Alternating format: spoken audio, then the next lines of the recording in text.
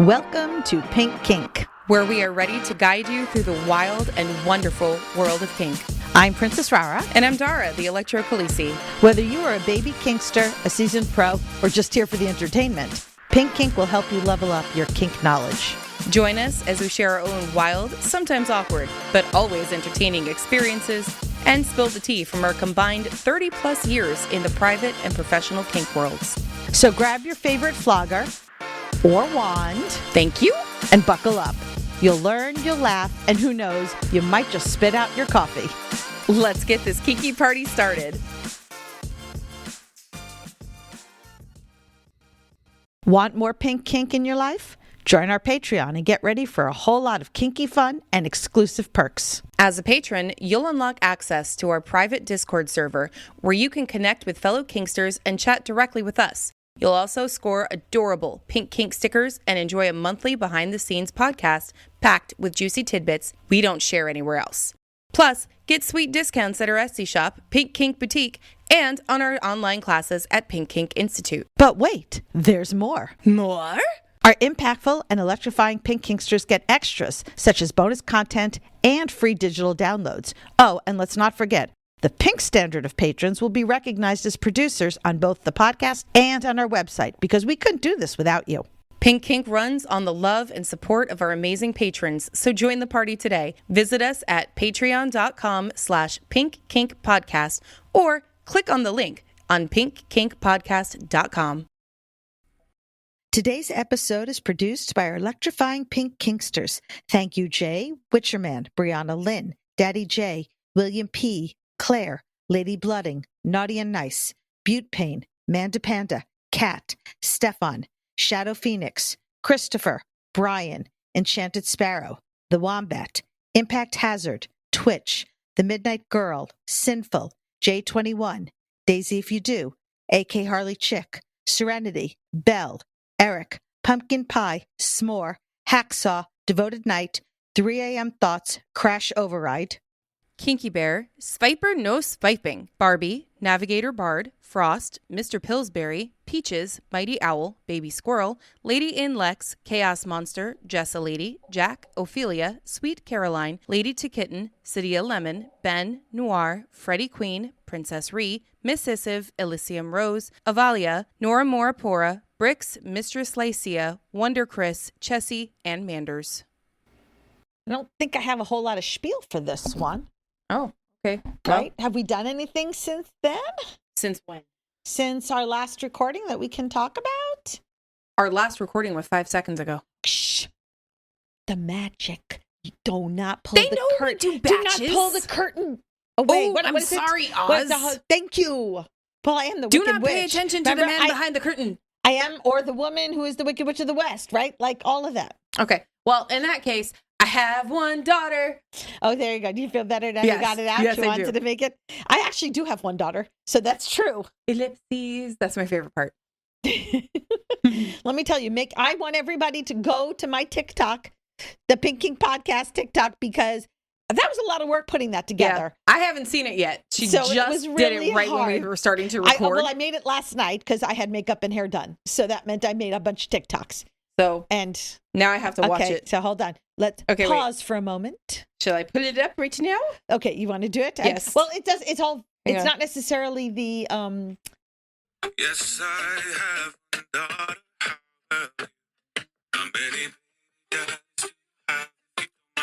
Oh God, your facial expressions are great. The ellipses is perfect.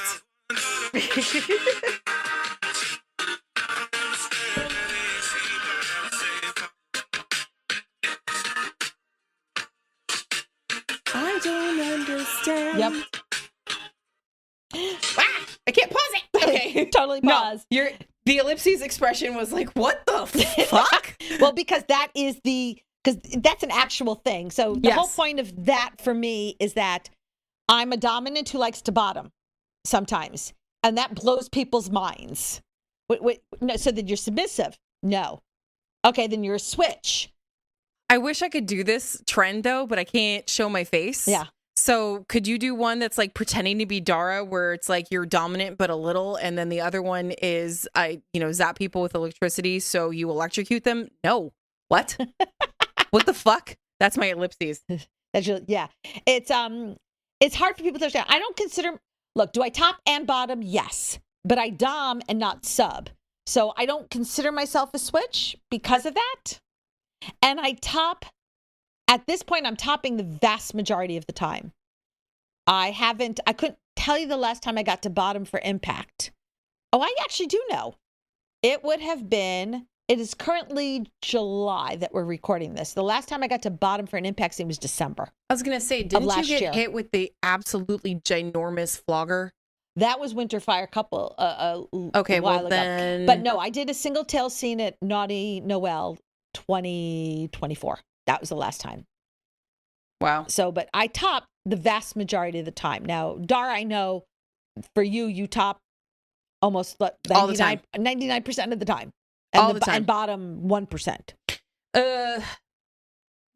Well, in public or at home? Just period. Yes. Right? One of the things about topping, which is interesting, is the expectation. Well, you're the top, so you should do this for me. No. Do you ever run into that with people? Yes. Okay. Sometimes, not as much as I think other people do, but I have run into that more not at Crucible, never actually at a actual kink place, but at what is it? Exotica a couple times. Yeah. Where it's not necessarily kink people. Yeah. Well, have you heard the term kink dispenser? Yes. Right? So kink dispenser is a person who feels that they're only being contacted or engaged with for their skills, services, or ability to provide a specific kink, but not actually for who they are. And this is unfortunately something that happens a lot to doms and tops, though it can happen to subs and bottoms occasionally. You just don't hear about it as much. It'll happen to pro doms or even educators. And unfortunately, I know a lot of people who have kind of taken breaks and or totally stopped doing a particular kink because they got tired of feeling like a kink dispenser. They got tired of feeling like somebody only wanted to play with them because of what they were able to do versus the person behind the kink. I can see this happening to rope tops in an astronomically higher level than other kinks. It does. Okay. Absolutely. Cool. That's who I've heard it from more than anybody else is rope tops. Now that might be because it seems like there are a smaller percentage of people who can top for rope versus who can top for impact, right? Or electro. How many people do we see constantly saying, oh, I got this flogger, I'm going to go top for impact? I feel like impact is like the most amount of tops. Yes. Needles, not very, as much, very limited. But there's also fewer people who want to do that. Right. That's a very limited. That's what I was saying. Electro, there used to be a hell of a lot less. It has gotten way more popular recently, and I like to take credit for that. Well, and the amount of people, right? I've seen it who will be like, oh, I went out and just got this electro kit. I can't wait to use it. Or I saw it on TikTok. I'm going to use... No. You're going to use it wrong. Please, God, no. Now, the reason that I wanted to do an episode specifically on being, and it's called I'm Not Your Kink Dispenser. And I wanted to do this because of the fact that so many people that I know who top have run into this, but also because I believe for the most part, most bottoms don't want to treat their tops that way. It's done inadvertently, accidentally. And I think if we can teach you exactly the concept of what it means to treat somebody like a kink dispenser and how not to do it, that you'll hopefully take this information and change the way you're doing things so that you can treat people better. Because otherwise what's happening is the kinksters who feel like they're a kink dispenser, they're feeling used. That is not a good feeling. And then they end up not wanting to play, and we're losing some amazing kinksters because of it, right? Now, I would not call treating somebody as a kink dispenser abuse. I like to save abuse for much stronger, harsher, intentional. I was going to say that would be more deliberate, consciously doing that. But it's definitely a red flag because it's creating an unhealthy dynamic between you and the person who's treating you that way. So we're going to kind of talk about how to spot the signs that you're treating somebody this way, how to stop doing it if you're the one causing it, and what you can do, say, step back, whatever, and helpfully build better kink relationships with the people that you are working with in scenes. So what does it feel like to be a kink dispenser? Well, it feels like you're not a human being. You're just an it. And that somebody's only reaching out to you because they want to see, not because they want to check in, not because they want to say hi, not because they want to see how you're doing, not because they want to build a connection with you, but because what can you do for them? It's demeaning. It's so demeaning. And you're being treated like a service, not a person who's got your own needs and limits or desires of your own. Now, I have been very fortunate. This hasn't happened to me yet. No, it probably will at some point, And I'm saying yet because as a demo top, and I tend to say demo / house top because I'm finding in different areas of the country, people use different words. So basically, just in case you're not sure or you're new, what Dara and I do is we work events where we are there with our toys, with sign-up boards, and people sign up and do tasting. Yeah, so they can go around and do as many different types of things that they want. It's usually between, 20 minutes, half hour sessions, something like that. Mine are 20 minutes. Mine are also 20, but I've seen another one where it's half an hour. Yeah, it depends on what they're doing. Yeah, so, and this is not just, we don't just do this at the Crucible. We do this for actual house parties. We do this for big events. We do this for conventions. We do a lot. As somebody said, it's like when you go to Costco and you walk around Costco and there's the samples and you get to try them. That's our friend Lulu who suggested it that way, and I've kept it ever since because I love it. So basically, we're like the kink version of Costco. Oh my God, that's horrible. Costco's great. I know, but that just sounds... I don't know if I like that. I don't want to be Costco. So you go around and you get a little tasting and you get to try different things. So I know in those instances that, yes, I am going to be treated more like a kink dispenser than like a human being. But I'm okay with that because, one, I signed up for that. So I know it was going to happen. And two, if I do my job right, I can create the connection with the bottom, and it makes the scene better for them. So there's going to be listen, anything, there's going to be the caveats. So some examples of things that you might see that will, show someone's treating you this way is they're only reaching out to you when they want to set up a scene. Or they're only reaching out to you because they're horny, so they want to contact you. Otherwise, you don't hear from them. Like a scene booty call. Exactly. It's like, oh, you haven't talked to me for 3 weeks. Now all of a sudden you notice that I'm going to be at the same event you are, and you send me a message saying, hey, let's do a scene. Right? And then when the scene is over, you don't hear from them again until the next time they decide they want a scene. And if you decline because you're like thinking to yourself, wow, I don't like how they're treating me. They haven't talked to me for, let's say maybe it's been 6 months, but now all of a sudden we're going to be at the same event, so they want to talk to me. And so you say, you decline them, or you set a boundary, they act annoyed, like, how dare you? Like, isn't this what you do? Mm-hmm. They don't care if you say, I'm sorry, I'm just too stressed right now. I'm not doing any scenes, or I'm not emotionally, available, or I'm tired. And they don't care because it's all about them. And they don't even ask you for any consent. They just assume you're ready. So you're standing there with your toys and they just pop up and get onto the spanking bench or the massage table. And they go, okay, let's go.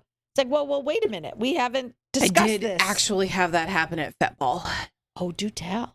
Well, it was the first year I was there. The drunk girl that climbed on the table when my demo bottom was still there.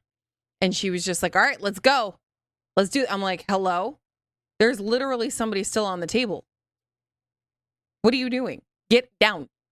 Yeah. Same one that the next year was also drunk and climbed up and over my table to get to a different table. Oh, goodness. Yeah. Yeah. Alcohol can create issues. I'm sorry. Alcohol and kink, unless it's like the actual scene. Well, excessive alcohol. One drink. Usually. If you can handle it. Like I can't. I'm tiny and I rarely drink, so one drink will do me in. But I'm allergic. But for other people, right? For like other people, one beer isn't, or one glass of wine isn't going to faze them. Hell, one shot doesn't faze some people, or one mixed drink doesn't. Do you know? I was probably about 52, 53 before I had my very first shot. What? Really? It was at Highland Tigers Super Bowl party. I don't know And what to say what mine was. I made the mistake of mentioning I had never done a shot before. Oh, God. In a crowded room. Wait, was I there? Probably. It was a Super Bowl party. I was probably there. Was it the Eagles one? No, it was the Patriots Atlanta.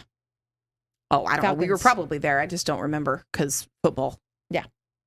Mhm. When Atlanta was up 27-3, everybody thought for sure they were going to win, and the Patriots went, no, Yeah. and Okay. came back. Okay. Yeah.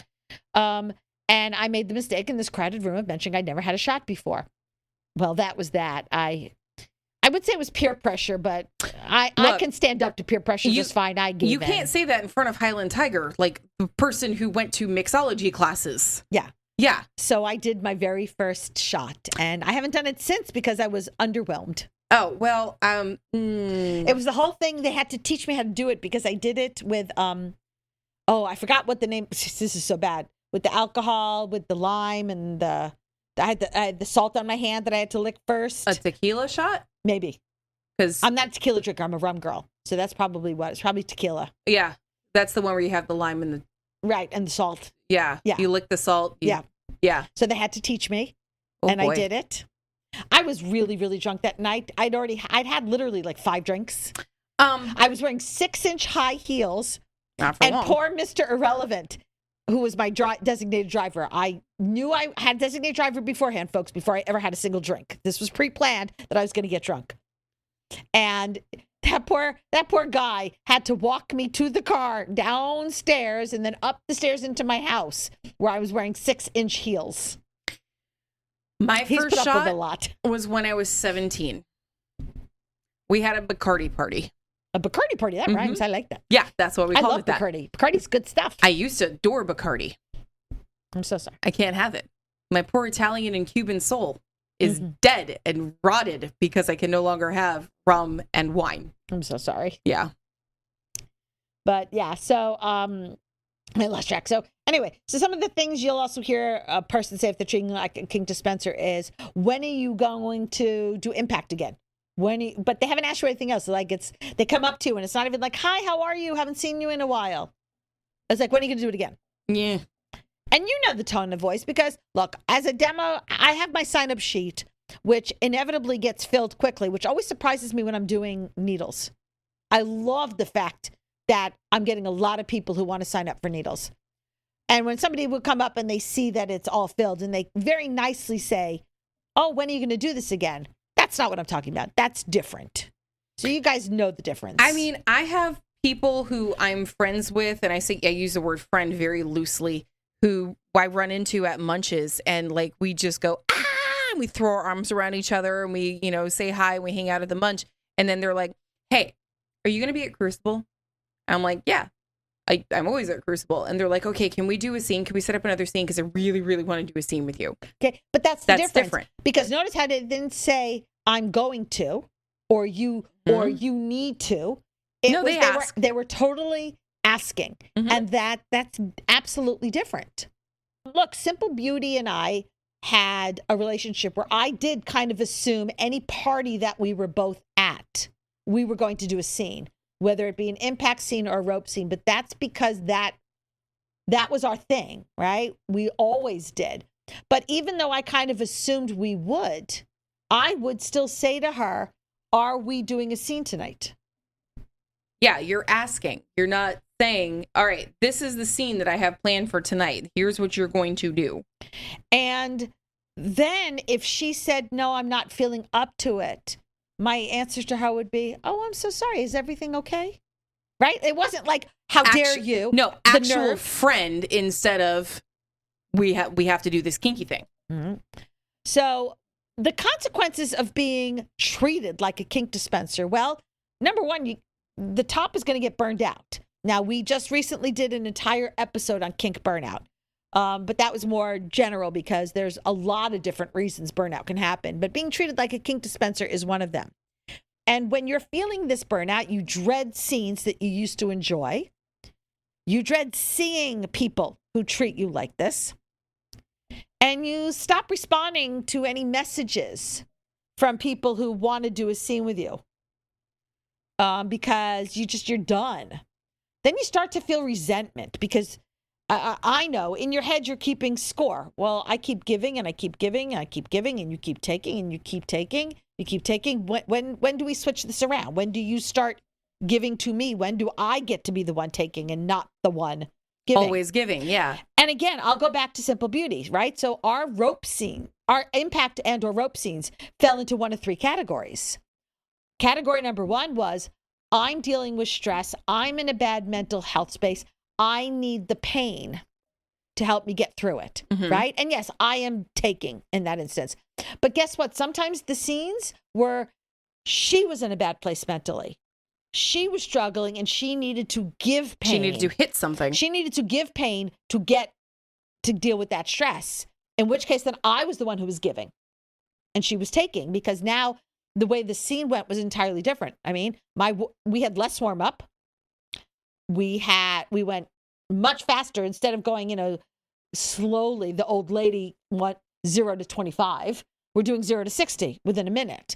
And that's fine because we had seen, I don't want to give Simple Beauty this bad name, but we had seen more than enough times at this point that she knew what I could and couldn't take and what she could and couldn't do. So well, it was yeah, never this an was issue, after several right? years. It was never an issue.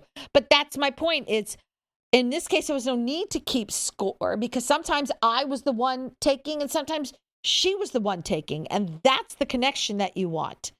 When you are treated like a kink dispenser, you feel a disconnection from your own kink identity. Am I really even the dom or sub or top or bottom anymore? Or am I just this? Is this my entire identity? Right? Is this my entire existence and being? And you start to feel kind of numb or just going through the motions. And if you've ever done a scene like this where there's not the connection, it's like, right? It's like, look, sex without love is good, but sex with love is better. Mm-hmm. And it's similar to this, right? Doing impact on somebody that I have zero connection with, it's okay. But when I can have a connection with them, it's better. And yes, even in a demo tasting scene, I can create a connection. If I'm doing needles with somebody and it's their first time, gently walking them through it, seeing the joy on their face when, wow, this is so cool. I love this. Watching the face of the people who I do an endorphin button on and the endorphin hits. And all of a sudden they're like, whoa, what is this? This is so cool, right? That's the connection and that's special. And I get joy from that. I get the same thing when somebody ends up not being able to get up from my table after an electro scene. And they're like, what happened? That was great. That was awesome. And then they all insist on a hug. I'm not that huggy of a person, but I'll give them a hug. See, I'm a hugger.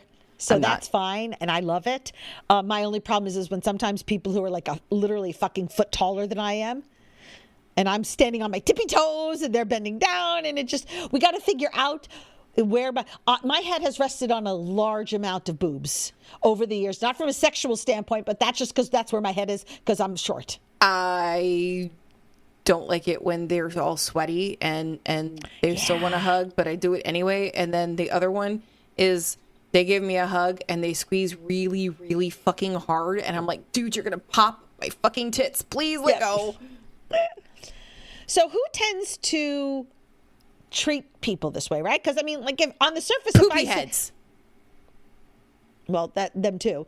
But like on the surface, to say somebody's treating me like a Kink dispenser, you would be like, oh, that's terrible. That's awful. Why would anybody do that? Well, there's some common profiles of people who do this and the reason they do it. First of all, newbies. They just don't know any better. They don't realize what they're doing. They think that there's a connection and they're not paying attention. They don't understand. They're really just focused on learning and getting as many experiences as they possibly can, but are forgetting that the other people have needs as well. And I don't get as angry at newbies when they do this because, let's face it, when you're new, you're going to make mistakes. And hopefully this is the worst mistake that you make because there's some biggies you could. And I'm hoping that when you do this, the more you do it, and if you continue to do it with the same people, all of a sudden it will switch from treating them like a Kink dispenser, and now you've got that connection because you've seen with them multiple times. And I know this happens a lot on my demo tables because they're looking at it as, well, that's a demo station. You're there to do this for me.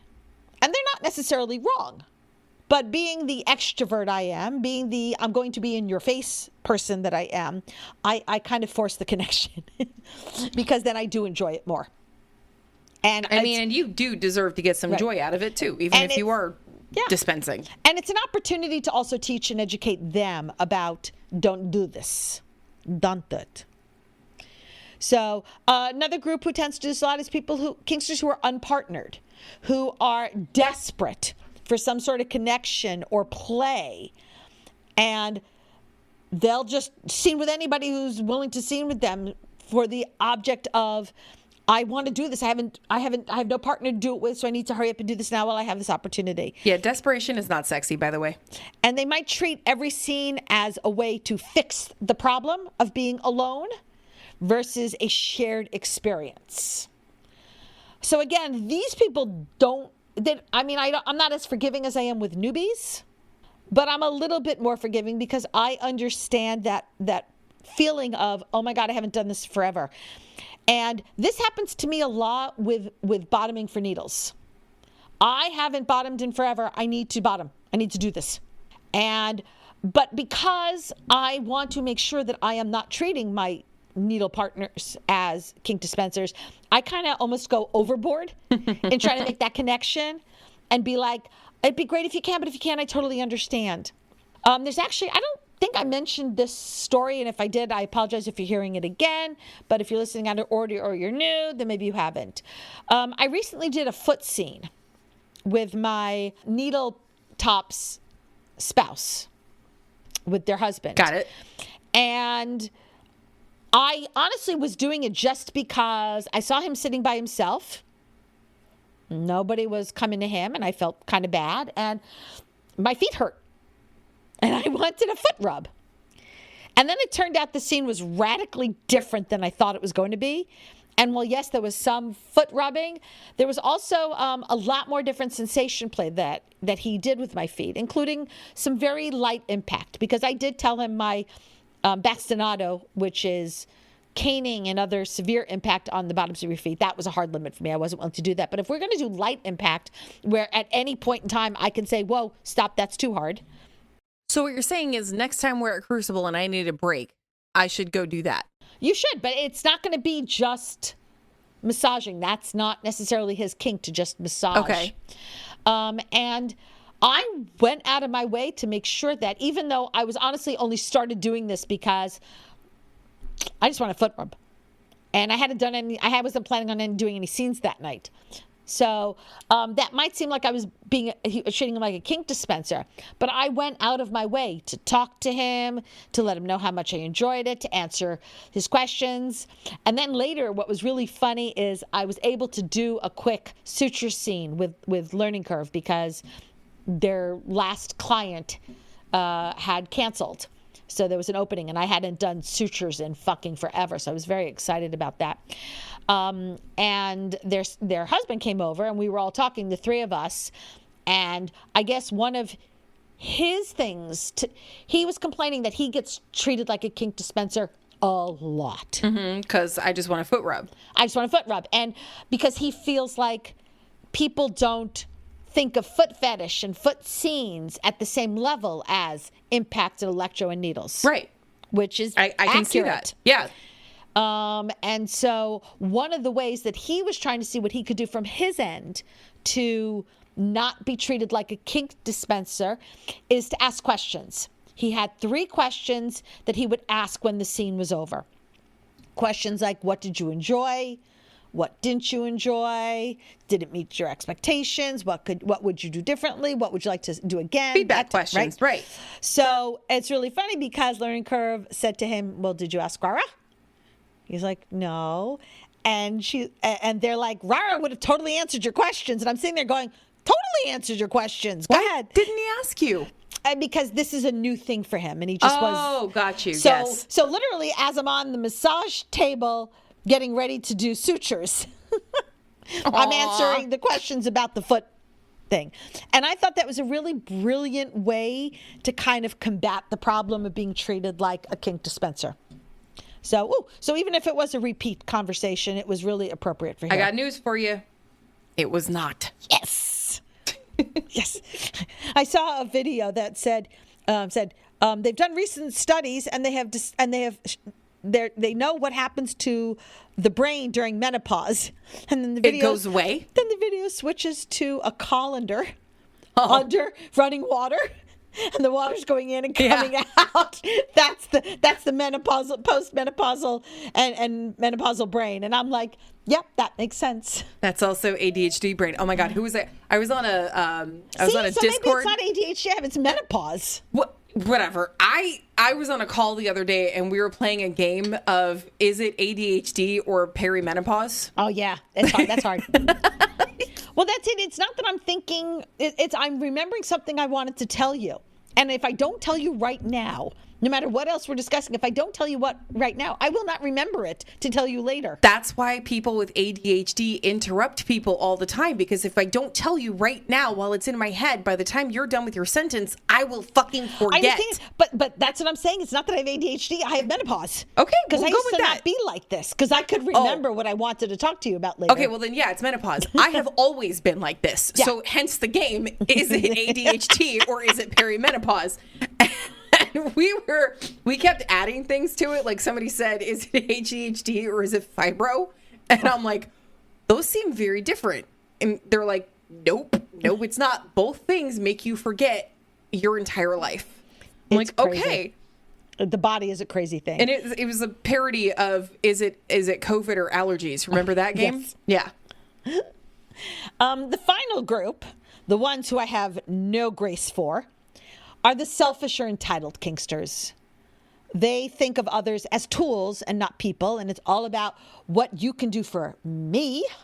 And they just don't necessarily respect consent as a shared process. Now, I have little to no grace for these people, unless I feel that somehow maybe there's a teeny tiny little opening for them to be taught. So how do you teach that? Like, how do you get through to that? Well, we're going to talk about that. Okay. Glad I asked that question. It just rolled right into the next thing. Well, actually, I want to just take a minute and talk about intent versus impact, because that's a big thing, right? Oh, well, I'm so sorry. I didn't intend to treat you that way. And while, yes, I'm going to give you a little bit of grace if that was not your intention, the impact is still... It sucks. Somebody got treated that way, and it sucks, and it's not fair. So intentional treating somebody like a kink dispenser is, you know what you're doing. You just don't give a flying fuck. And they're trying to manipulate you or guilt you into playing. Manipulate. It's a hard word for me to say. Yeah, I'm still working on my coffee. We've had a few of those today. Yeah. Listen, I'll say manipulate versus hierarchical any day of the week. Well, now I want to say manipulate. No, that's something to do with your nipples. Yeah, it's when you're manipulating the nipples is manipulating. Right? Oh God, I have another word. Yes. What is this? I'm texting you now. See, it's fun making up words, isn't it? And when it's intentional, they're not seeing you as the human being, as the person. They're seeing you as just the top or the dom. And it's basically, you're a top, so top me. You're a dom, so dominate me, right? You're seen as your role and not a person. Versus when it's unintentional, maybe they just don't know how to build that connection. They're new, or they've just gotten out of a relationship with this person and they're starting from scratch and it's been so long they forget. Or they've never really learned how to co-create a scene. They're of the belief that, oh, well, if you're the dom or the top, you're the one who creates the scene and I'm just the one who sits there and has it done to them. Versus you need to be an active participant in it. And then finally, this one, I'm gonna say it and I'm gonna move away because Dara made scream. They're trying to mimic porn or fantasy scenes. What? What do you mean? Well, because right, I'm not screaming. Okay, this is just yes, I can see. I'm having a stroke. Like what? Right. Well, we've seen the scenes, and their belief is in those scenes because you don't see the discussions beforehand, right? Most of these porn scenes, the fantasy scenes, they just go straight to the scene itself. They don't do the discussion beforehand. They don't do the negotiating and the co-creating. So they just see it happening. What about that time at band camp? Yeah, besides that time. Sorry. What about that time that somebody was using their, I think it was a flogger, using their flogging scene to get a shitload of attention from everybody in the entire room, and they were just screaming bloody murder like they were being flayed? Yeah. I would consider that having a Kink Dispenser scene. Scene? No, that makes it seem like it was on purpose. Nobody knew about that. So some of the key differentiators, wow, hard words again. We can't do this today. Sorry. Notice I could have just said key differences, but I went to sound fancy and like I know what I'm talking about.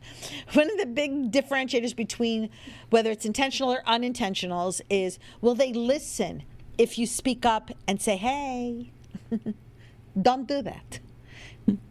You're treating me like a Kink Dispenser and I don't like it. Do not do that. Right? Well, are they willing to apologize?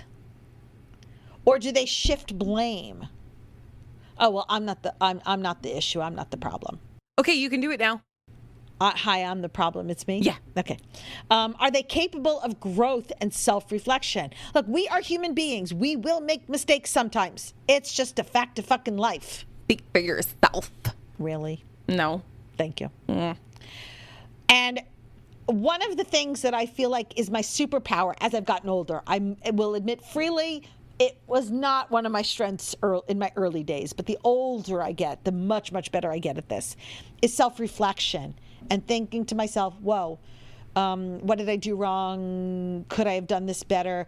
Even if they don't necessarily point it out, their body language is telling me I done fucked up and so I need to stop and think about it. So all of that is. Now, let's just assume for the sake of argument and for the podcast episode, what should you do if you are being treated like a Kink Dispenser? Well, first thing you want to do is recognize the pattern. Keep track of who is reaching out to you only for kink versus not. Now, yes, that may sound terrible. Oh, so I'm going to just keep a list of who's doing what and whether or not they're reaching out to me. Yeah. You can have a mental list, or if you're old or ADHD and you can't remember things, you can have a written list. Or you could have it on your phone. Well, the written list could be on your phone. I'm assuming most people are writing it on their phone versus old-fashioned with a notebook and a piece of paper. Saying you could voice it. Yeah, into a list. Ah. No judgment on how you maintain that list. Just have a list. Have a list. The list is life. List oh is my God, I've been wanting to say that. The list is life. You should have a t-shirt that says list is life.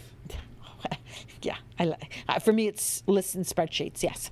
I feel like there is a t-shirt somewhere with that. Possibly. Yeah, type A personality, list I'm sure and accountants spreadsheets. have one somewhere. Reflect on how you feel after each interaction. Does the interaction leave you feeling energized or drained, right? When I have a connection with that person, I'm so excited and I'm hyperactive because of their joy is seeping into my bones and blood, and I get excited too. But you just got a visual, didn't you? Yeah. I'm looking at your face. She got the visual. I'm laughing because I'm teaching my Your Scene Went Wrong. Now what? This weekend. And I updated it for 2025 because I hadn't updated. 2024 was the last update, so now I re-updated for 2025.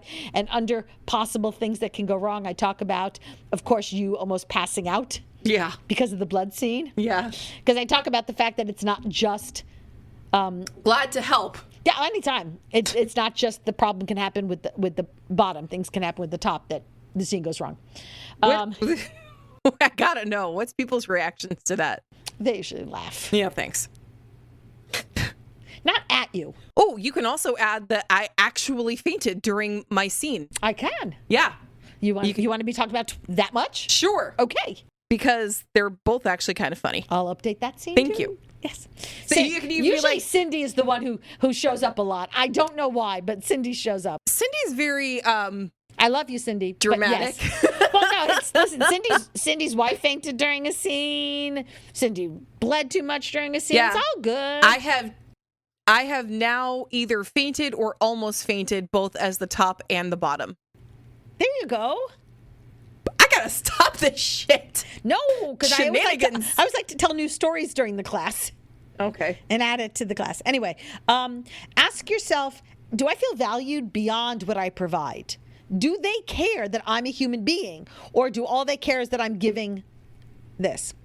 So once you've recognized all this and you're going, oh, ding, ding, ding, ding, ding, I'm being treated like a kink dispenser, start setting boundaries.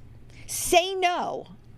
But here's the important thing. When you say no, don't over-explain it.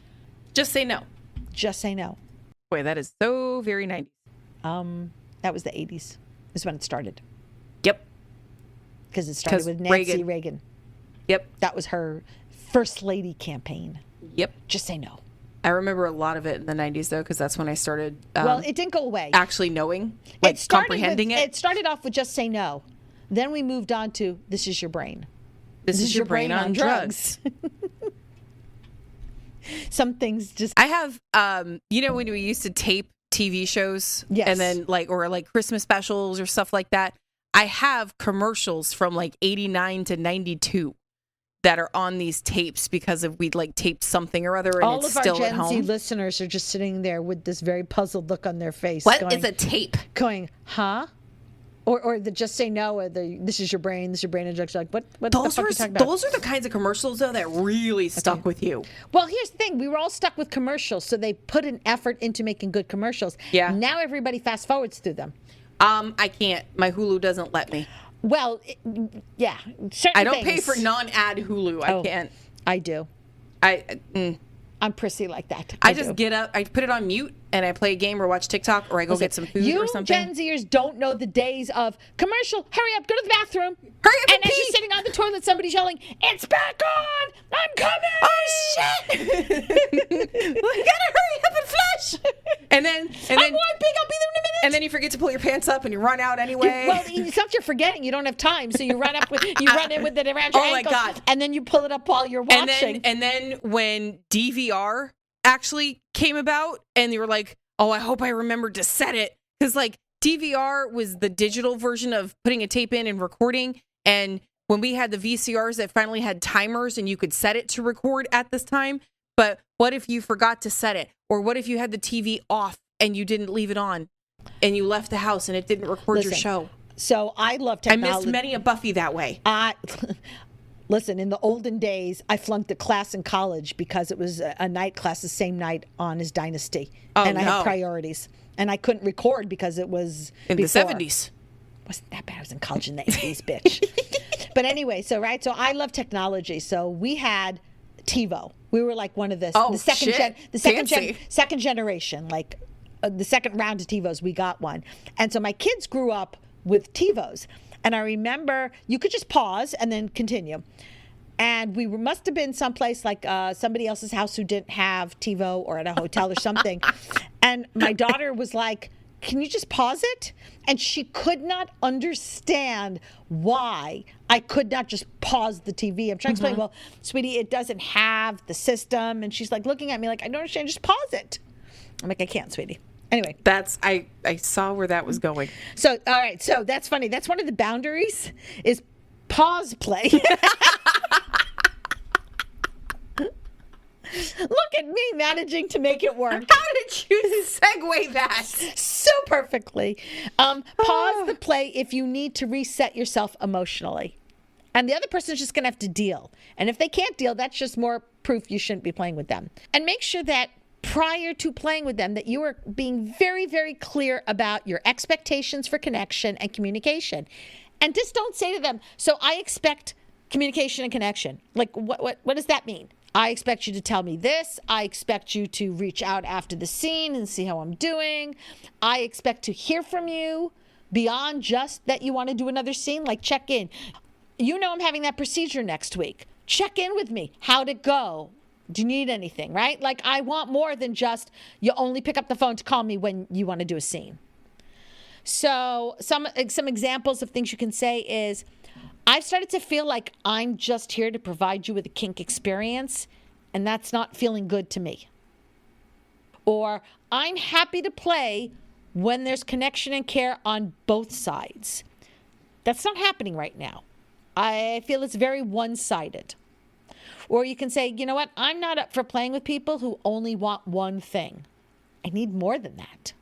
So make sure you're choosing partners who are asking about you as a person, who care about how you're doing outside of the scene, who are showing interest in reciprocity. What? I'm going to get there. Help me, reciprocity. Reciprocity? What? I did not say. I heard pussy. I did not say pussy. You're going to make me pee in my pants. I heard pussy. Help me. Reciprocity. Thank you. Reciprocity. Oh, come on. Do you not have words that you know exactly what they mean? You even know how to spell them, but you don't usually use those in everyday language. And so saying... I think we proved earlier. Last week. Whatever the fuck. Yeah. Okay. Some words, like, I just don't know how to say them. I've seen TikToks on that where they're like... Where they're going, how do you say this word? Because I know what it means and I've seen it written, but how the fuck do you say it? It's one of the, okay, look, it's actually a thing. If you are a big reader, which actually, here's the thing though, Raura, you don't necessarily fit this because you are a big reader, but you are also a big talker and a big conversationalist. So you should know most of these words. This is mostly happening to people who are big readers, but also not big people. Person, See? people. God, don't make fun of me. I can't speak. You're not doing well either. I said Orky.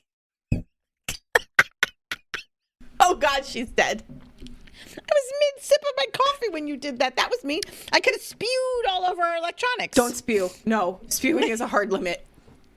I know, liquids. I am gonna actually have to pee after this though, because this is just not. You gotta wrap this up pretty soon. I'm working on it, okay? Right?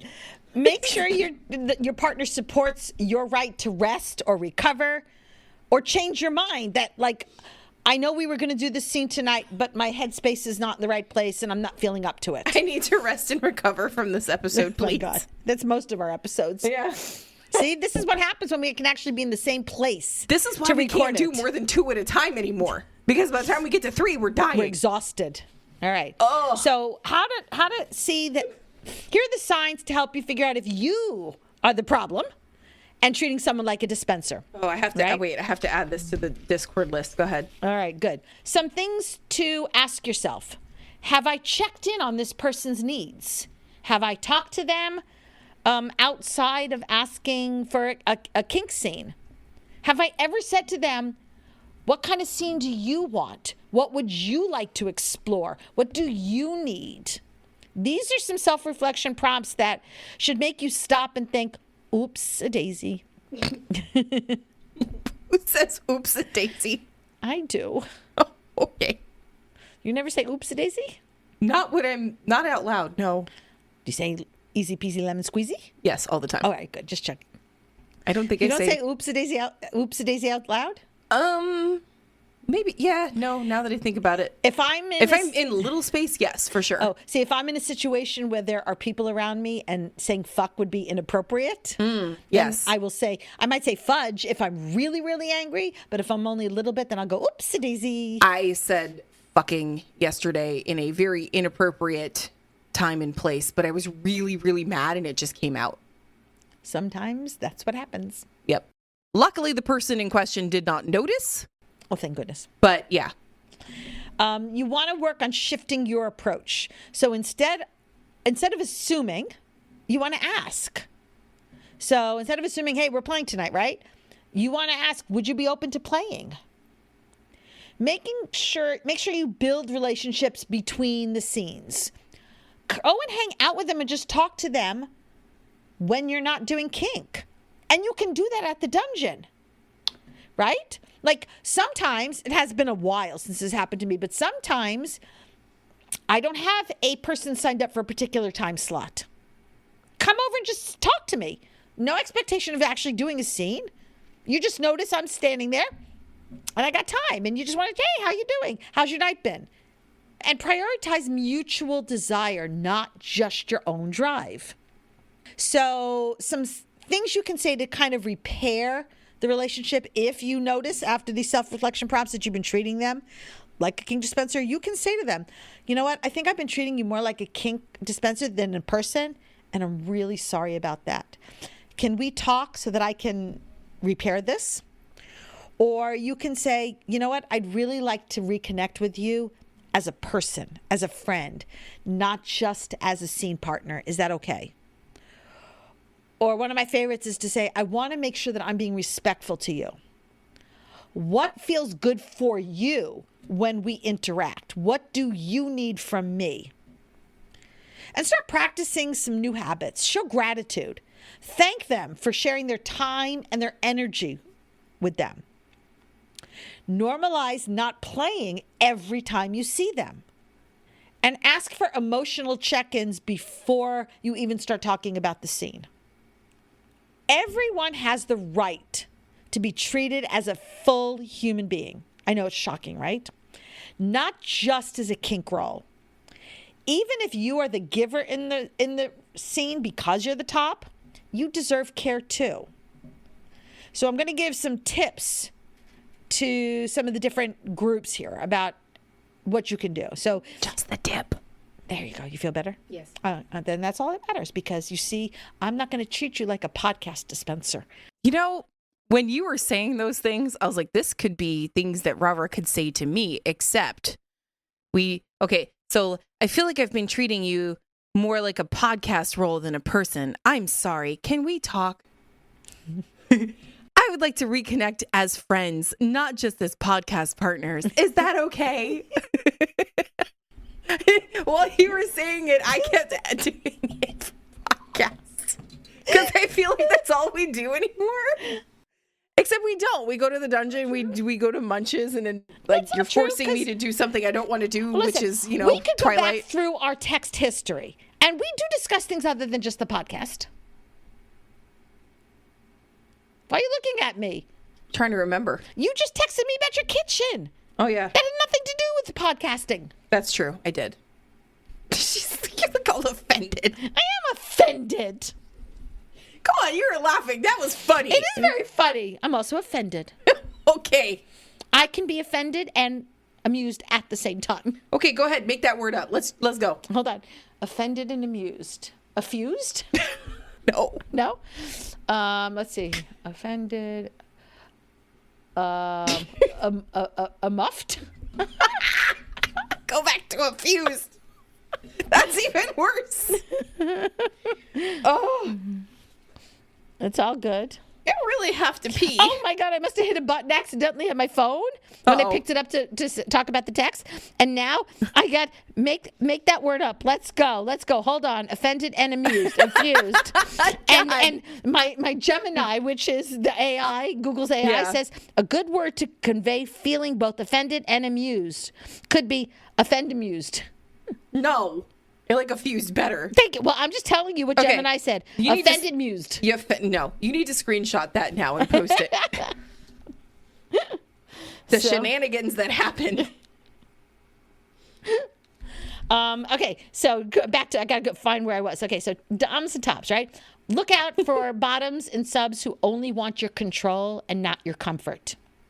Oh, that's a good one. Okay. Say no when you don't have the energy to top or dom on demand. You are not Dish Network. No. Ooh, that's a good one.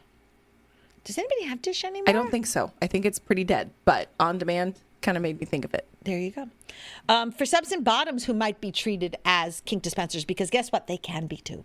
You okay there? I'm so hyper. No, that's not possible. You're never hyper. No, my brain is really hyper. Oh, okay. I was good. That makes more sense. Your My body body not so is much. never hyper. Okay, My that makes brain is so much more going sense. 10,000 different directions and I can't stop. Okay. Subs and bottoms, you're not just here to serve or receive pain. I don't care if your partner is having a bad day and needs to give pain to kind of let it out. There's nothing wrong with that.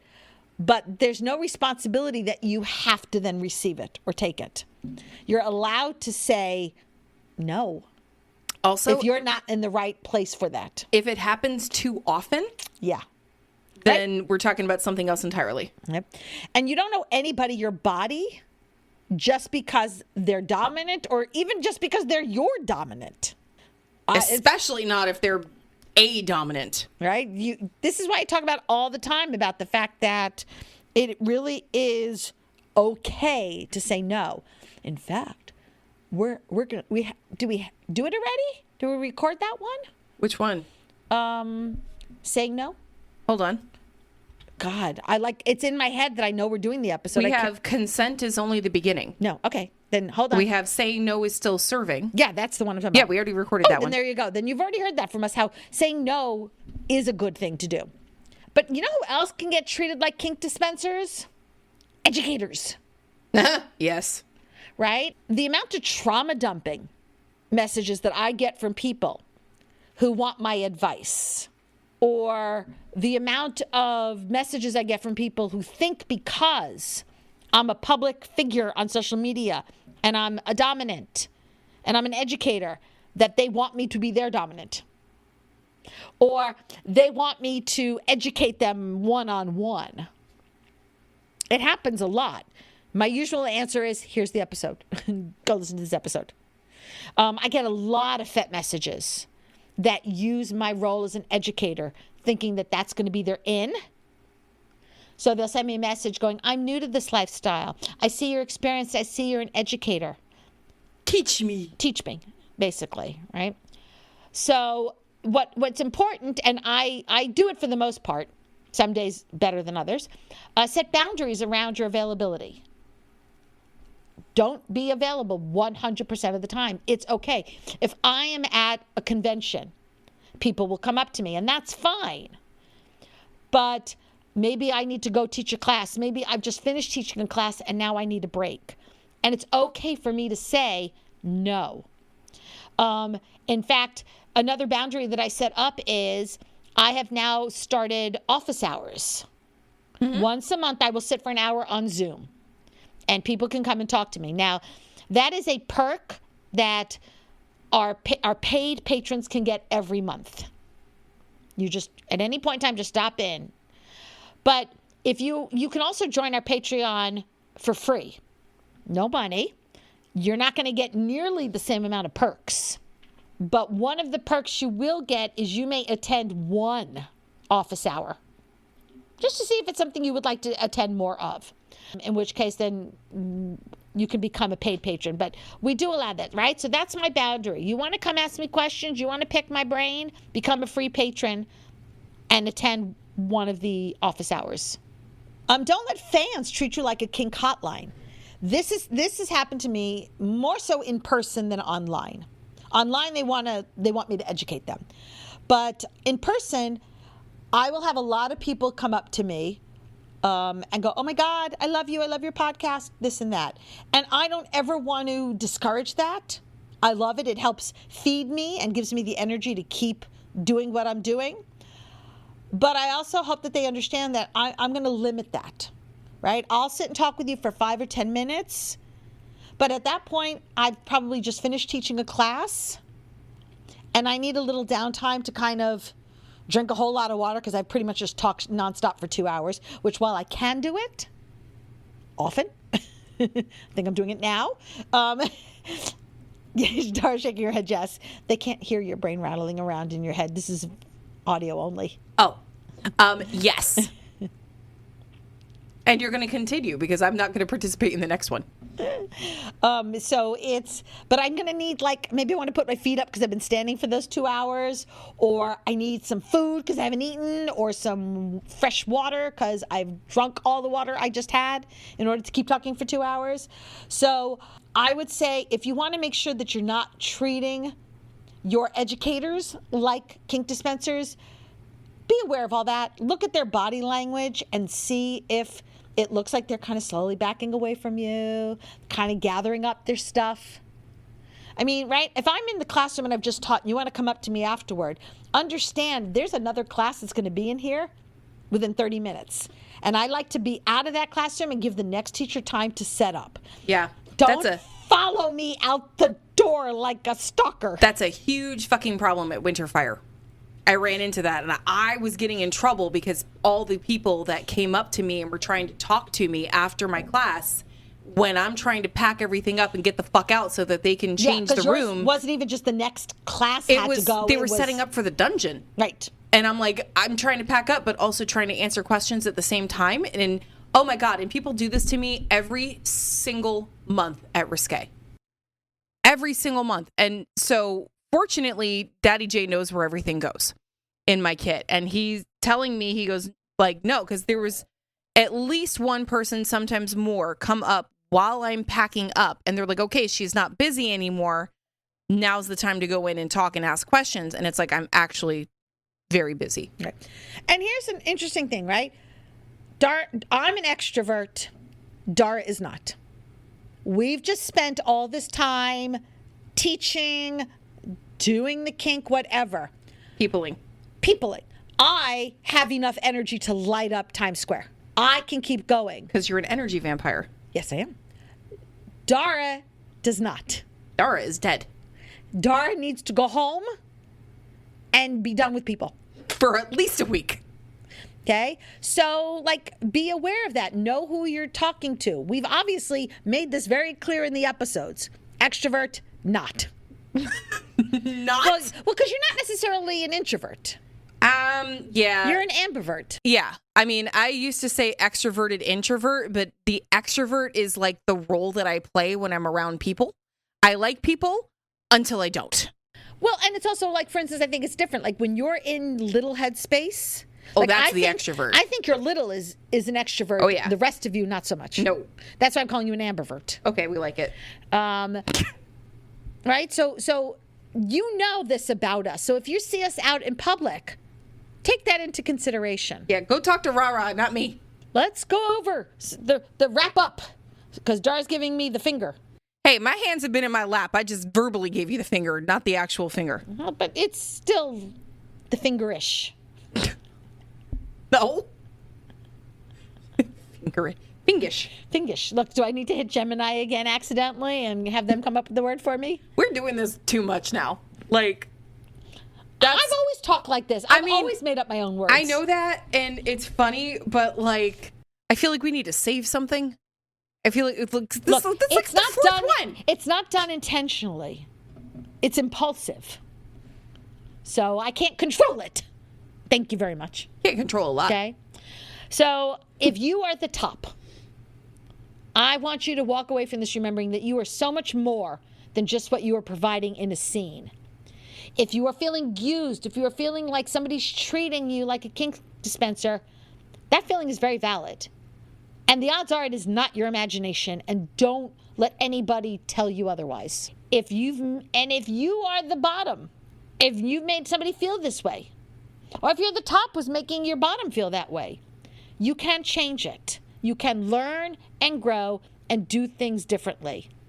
Everybody deserves kink that feels good for them, no matter which side you're on. And the best kink is going to happen when every single person involved is feeling seen and valued and respected. And I think like a good rule of thumb is treat your play partners like people, not props. So if you feel that you have fallen into this category, either that you feel like you're being treated like a kink dispenser or you're worried that you might be treating somebody that way, journal. Reflect on your experiences. Talk to your peers and get their feedback. And then take that and make changes based upon that. Because even if you are doing this because you are a selfish person, for the most part, I think the majority of you can make the changes necessary that you are not doing this anymore. And I encourage you to do that. What she said. Thanks for hanging out with us today. If you enjoyed what you heard, make sure to subscribe so you don't miss a minute of our fun and educational content. New episodes drop every Friday. If you love what we do and want to help us keep creating, support us on Patreon at patreon.com/pinkkinkpodcast. You can also support our affiliates to benefit small businesses and us at the same time. No extra cash? No problem. You can still help by spreading the word about your favorite kinky podcast. Share us with your friends, and don't forget to rate and review us on Spotify, Apple Podcasts, or wherever you listen. Those 5-star reviews mean the world to us. And those 5-star reviews go a long way in boosting our podcast through the algorithm and reaching more listeners. Sign up for our Pink Kink Institute classes. Shop at our Etsy shop, Pink Kink Boutique. Stay connected with us on social media. You'll find all the links on our link tree posted in the show notes. Your support means the world to us. So until next time, stay pink and level up your kink knowledge.